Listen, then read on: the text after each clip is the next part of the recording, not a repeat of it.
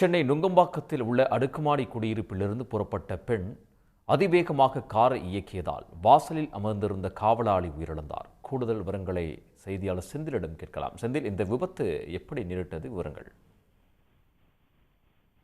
சென்னை நுங்கம்பாக்கத்தில் அபார்ட்மெண்டிலிருந்து காரை வெளியே எடுத்தபோது அதிவேகமாக காரை இயக்கி எதிரே உள்ள மற்றொரு அபார்ட்மெண்டில் கார் புகுந்து அங்கு அமர்ந்திருந்த காவலாளி 75 வயது முதியவர் பரிதாபமாக இந்த கார் மோதியதில் உயிரிழந்தார். அதே போல அங்கு நின்று கொண்டிருந்த பெண் தொழிலாளி ஒருவரும் படுகாயமடைந்து கீழ்ப்பாக்கம் அரசு மருத்துவமனையில் அனுமதிக்கப்பட்டுள்ளார். இந்த விபத்தை ஏற்படுத்திய தொழிலதிபரின் மனைவியை அண்ணா சதுக்கம் போக்குவரத்து புலனாய்வு போலீசார் கைது செய்திருக்கிறார்கள்.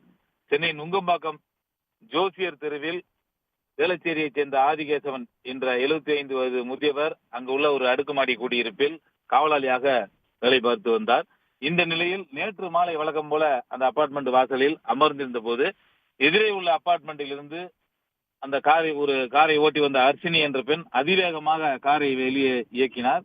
இதில் எதிரே மற்றொரு அபார்ட்மெண்டில் அமர்ந்திருந்த இந்த முதியவர் ஆதிகேசவன் மீது கார் மோதி அருகில் உள்ள அந்த அபார்ட்மெண்ட் சுவற்றிலும் மோதி விபத்து ஏற்பட்டது. இதில் ஆதிகேசவன் சம்பவ இடத்திலேயே பரிதாபமாக பலியானார். அங்கு நின்று கொண்டிருந்த பெண் தொழிலாளி பிரியா என்பவரும் காயமடைந்து கீழ்ப்பாக்கம் அரசு மருத்துவமனையில் அனுமதிக்கப்பட்டுள்ளார். அதாவது அதிவேகமாக காரை இயக்கி விபத்தை ஏற்படுத்திய ஹர்ஷினி என்ற தொழிலதிபரின் மனைவியை அண்ணா சதுக்கம் போக்குவரத்து புலனாய்வு போலீசார் கைது செய்தனர். இந்த விபத்து தொடர்பாக அந்த இரு குடியிருப்பு வளாகங்களிலும் உள்ள கண்காணிப்பு கேமரா பதிவுகளையும் போலீசார் ஆய்வு செய்து வருகின்றனர்.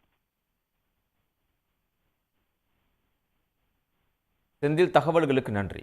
உடனுக்குடன் செய்திகளை தெரிந்து கொள்ள சன் நியூஸ் பெல் ஐகானை கிளிக் பண்ணுங்க.